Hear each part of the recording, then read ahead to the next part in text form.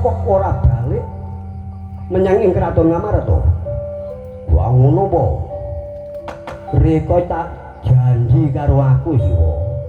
Aku janji kapan aja ngono ta. Dadi wong tuwa iku aja ngono. Aku gelem ngrampungi perkara ana ing kraton Dwarawati.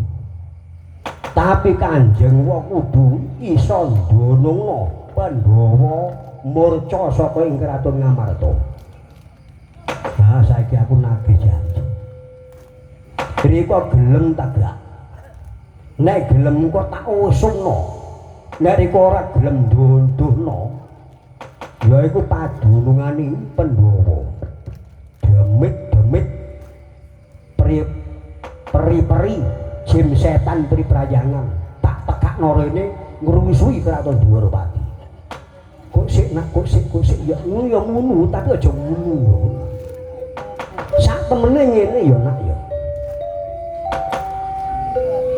Bener Kak yaiku Bibi Kunti Nalibrata bener kanane wong tuamu Arimbi.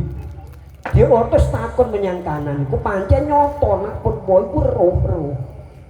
Mergo ora ana sing dipamiti mung kejaba dalane Pandhawa. Titip-titip negara Ngamarta. Lah terus ana ndi kok? Iki dina wong tuamu munggah menyang ing Kahyangan Suralaya. Lho, lah kok munggah kok? Lah sediane apa? Ndolek Wahyu. Waduh. Mergo Wahyu ketenterman iku angel, nek Wahyu ketenterman iku angel. Sanggane ora kena. Banjur rotoh ana ide daraten iku ora kena. Kudu sowan ana ratuning Dewa Ratna sekali Sang Hyang Bathara Guru. Mergo tekulon Sang Hyang Bathara Guru iki dina sedya ngandhakno Wahyu. Sing diarani Wahyu ketentreman. Lah mongko pangunemu menene Wahyu ketentreman iku ora kena dijaluk, kudu munggah dhewe menyang ing Kahyangan Suralaya. Iku omongan Rika iku kena dicekel ae. Apa? Omongan Rika iku kena dipercaya ta gak? Lho, kok aku udalangi kok kena dipercaya? Ya nek ngono wis aku matur nuwun. Tapi ngene ya Kanjeng Waya. Nek pancen Rika pangandika Rika kaya ngono. Umpama aku mlaku dhewe menang ing Kahyangan Suralaya. Nah nek pancen nyata siramu kurang percaya karo Waya budhal dhewe. Ya wis aku njaluk pangestu karo Rika.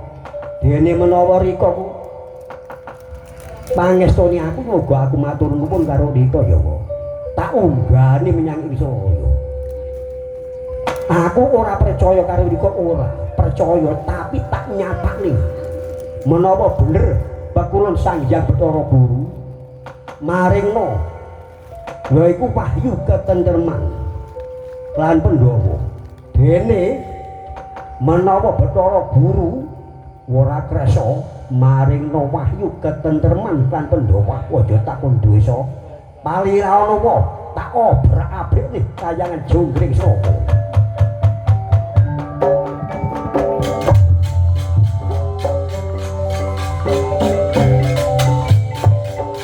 Pamit yo.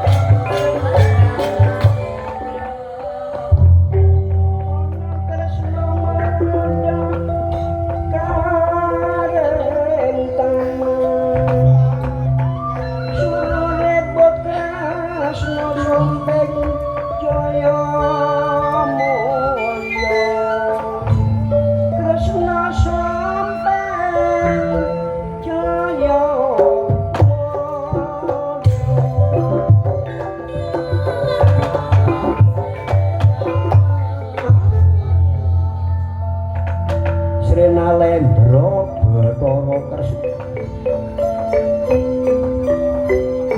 moningani ingkang putra Raden Antasena sedya minggah dhateng ing kayangan Jonggring Saka. Lah dene Bathara Kresna rumangsa garwa tegese rumangsa era. Dok rikala semana pakulon Sanghyang Girinata paring dawuh klan Srinalendra Bathara Kresna. Dina anane iki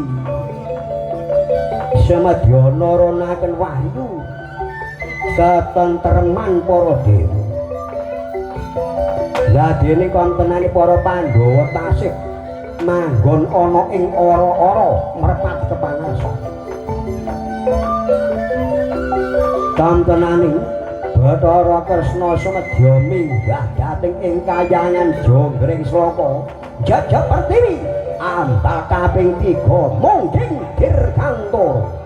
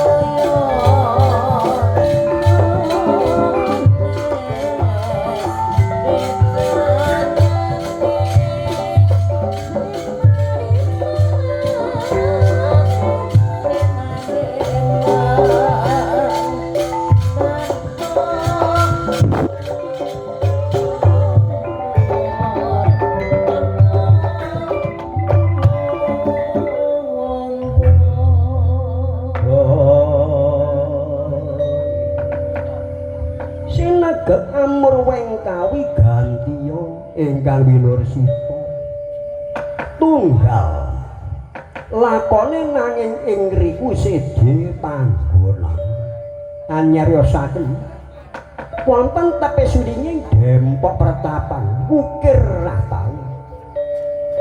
Lah sinten to ingkang jumeneng wonten ing dempok pretapan ukir ratau? Resi Begawan Abiyasa nembe kemawon satriya ingkang utama Atmaja Atmajaning Harya Janaka matutang kan Brontajaya Raden Angkawijaya nembe kemawon jengkar saking ing swanira ing ngriku kinanti dene punawan ketiga Kilurah Badaranaya mangun diwaksa menapa dene besuk anggoning memuji sami raharja kantenaning ingkang Gandhara Sang Angkawijaya.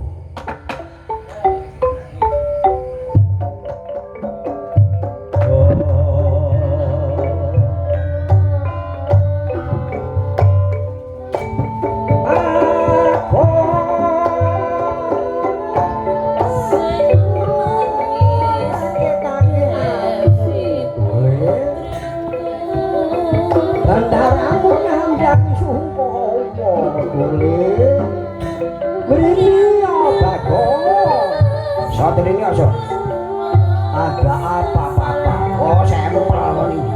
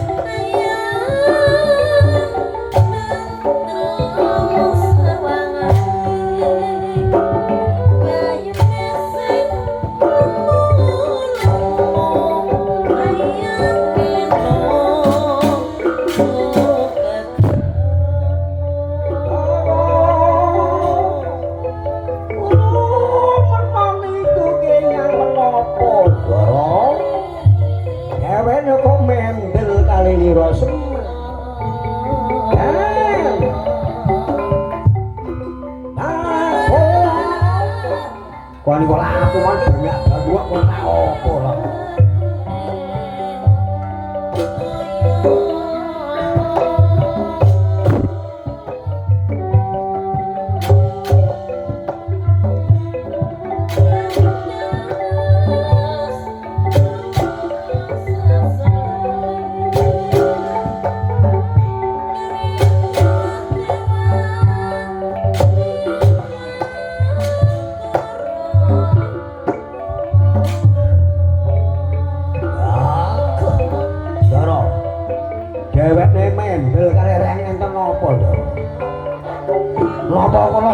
Dewek nih, daro, bakal dong angel ini.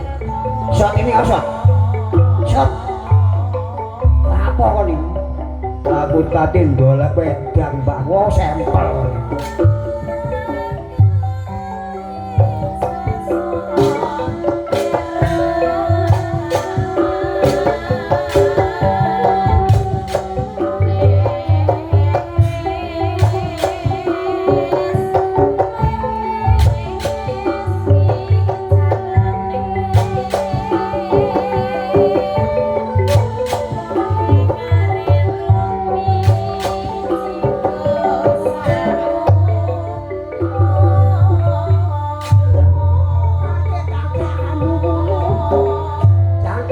Obok-obok iku cangkem tak pawon iki. Kakeane tak ngono.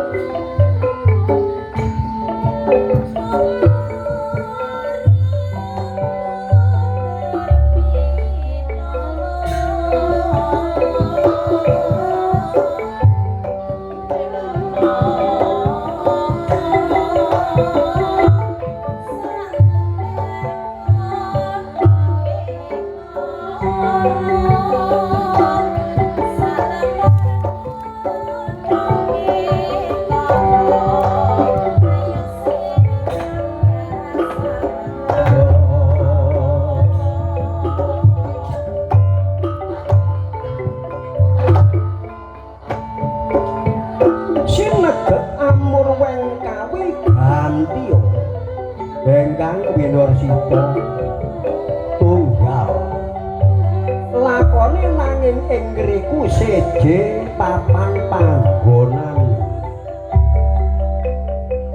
anyariosaken wonten ing tepe suringing dempok pertapan ukir ratau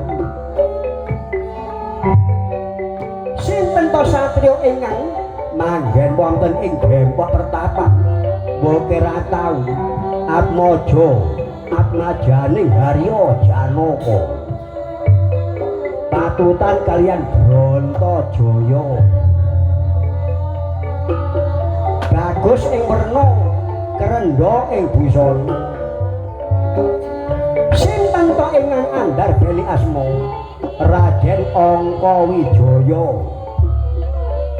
ya Raden Joko Pengalasan nembe kemawon kajarwan kaliyan Kanjeng Eyang Resi Begawan Awiyasa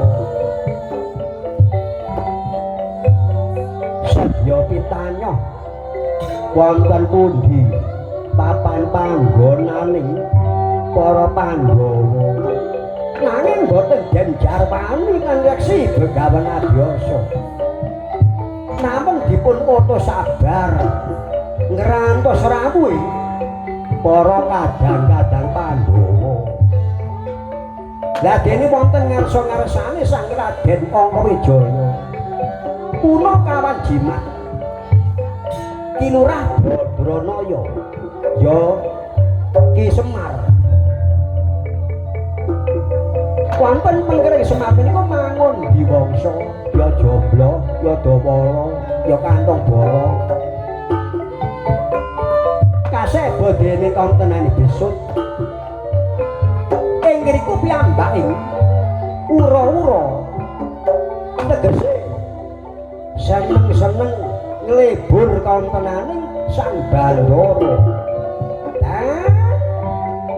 urung niku kenging menapa Ndara kok mendel kalih nira Semar Semar niku ngandhal apa kalih menona Ndara nggih Ndara lupute jomblo niku napa Ndara Nakde rika karo pengapesane Ndara Angka Wijaya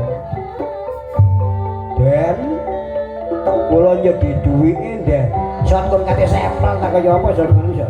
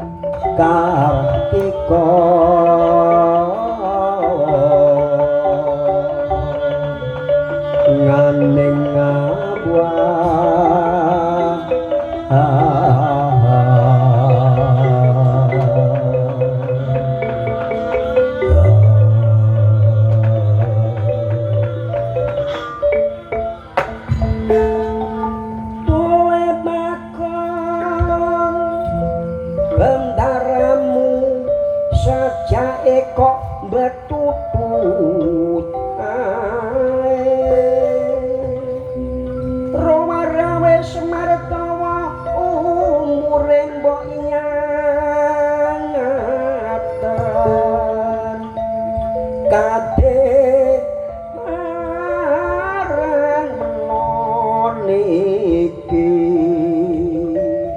gadah sukawa nabi dole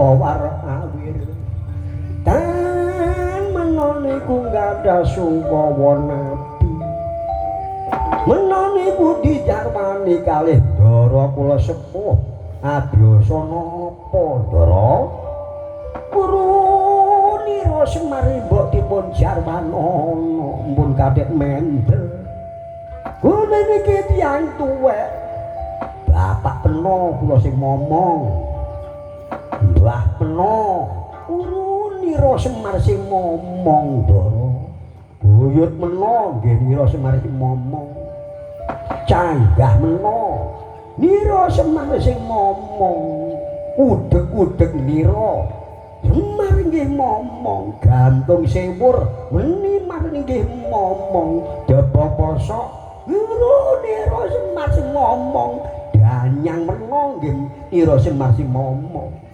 mumpun kadhe mendel kono kula nini malah ditindak kon kula opo mangan kon kok wis wis tuwek mewek-mewek bareng la opo urung yen yes kaya ngene tole dalang lawas ya kok ngene iki wis gak iso neko wis gak iso sing ngene ya tak takonane kon kadhe ngomong ngene kok jange matur karo Bendara sobar uwir-uwir opo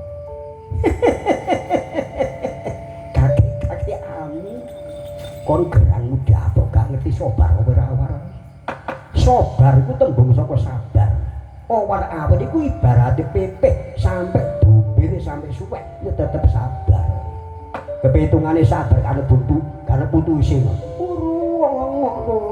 bila mana perlu sampel iki nggih Ndara dheweke liyan apa Ndara kok mendel mawon Pak minggir Pak gak koyok dhewe iki riko kalik nyentak barang mak de kok nangis barang gak koyok besok gak koyok dhewe iki kok dhewe iki kakekmu pun mawon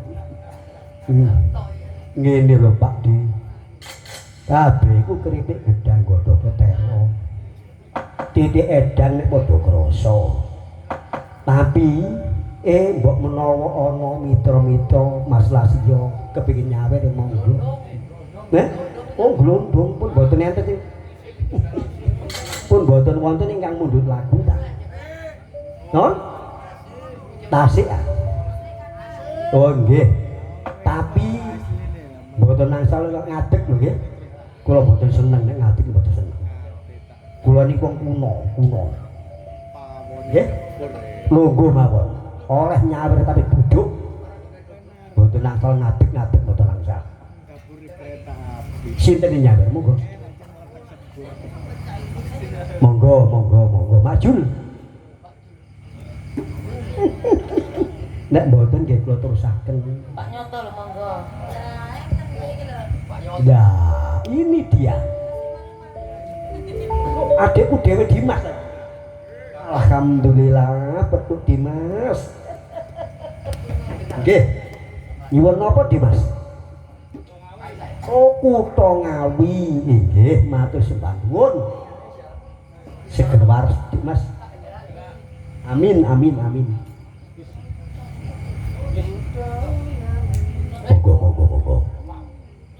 ayo Kutha Ngawi Mas Gedhot aku tak rokan sithik-sithik ya pokoknya dilarang berdiri nek ate diri tak skores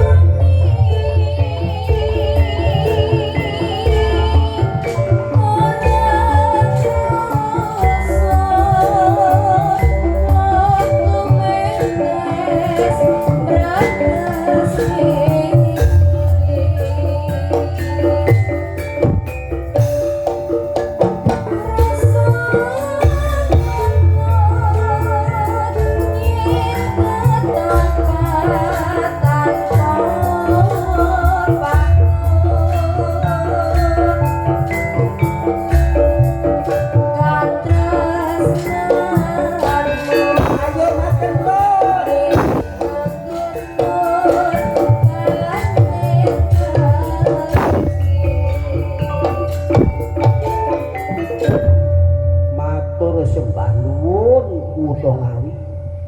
Nggih, niki wonten malih. Oh, inggih. Nuwun recek Pak Man. Recek. Oh, recek. Monggo. Ayan to. Ayan. Kandhane kok angel. Tak gendak.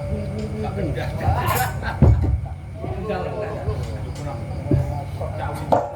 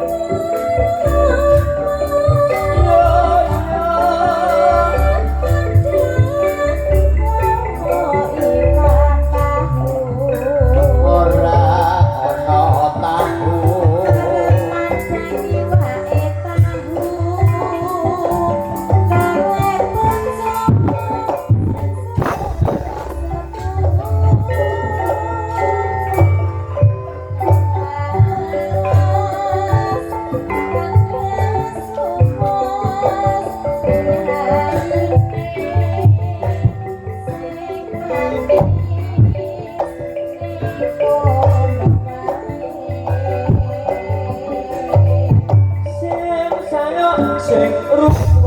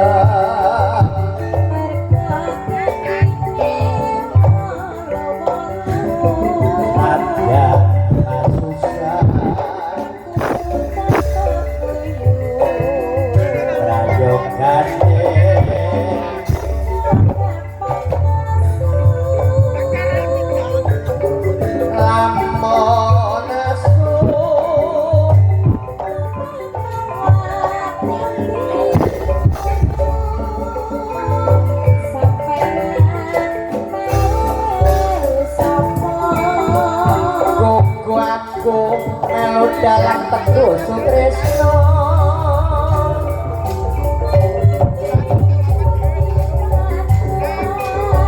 mergo gampang golekane sandangan aku tetep kembang joka pangeprasna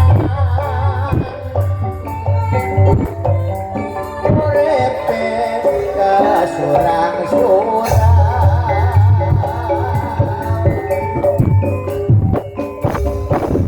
matur sembah nuwun inggih wonten malih Pak Das. Iya. Cowek-cowek Nggih, nyuwun sampai ke inten. sampai inte monggo nyuwun sampai inte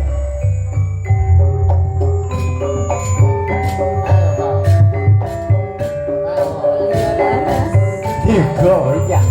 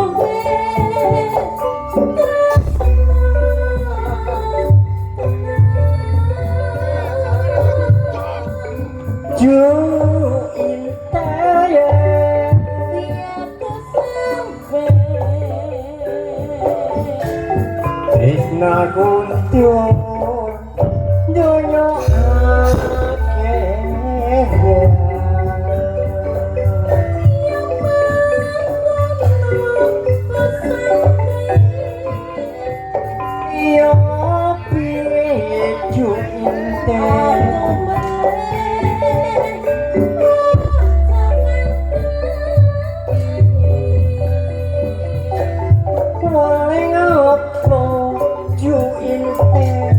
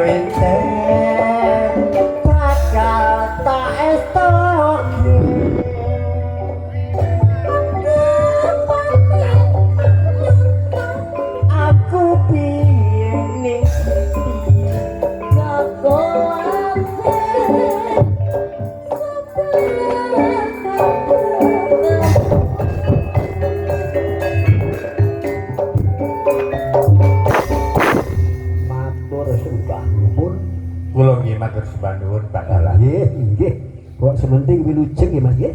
Oh nggih. Nggih niku lho Abalasya. Oh nggih. Nggih. Monggo Mas ya. Terakhir nggih. Waktune Mas. Karo kancane. Oh, kanjangan kok.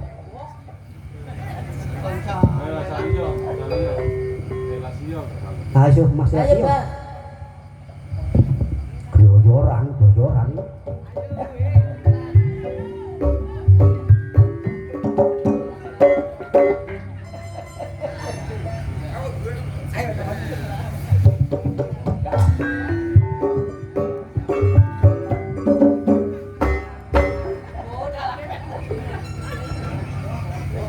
Jadi wong lempeng.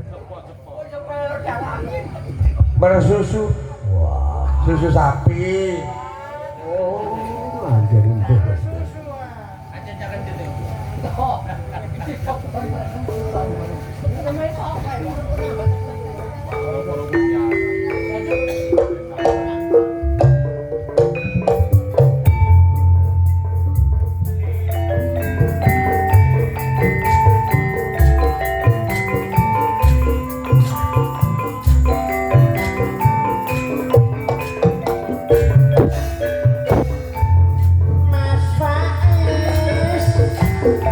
Ayo Mas, yo slow.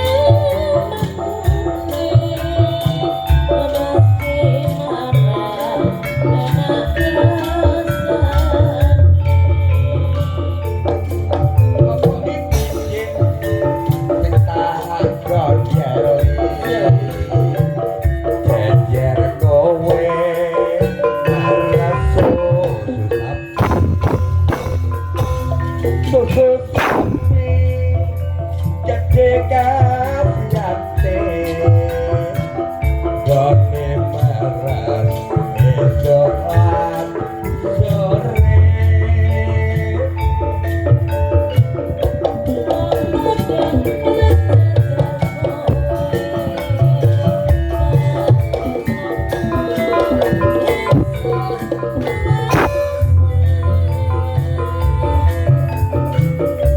susu murni murah kabeh murni kaya tresnaku sejati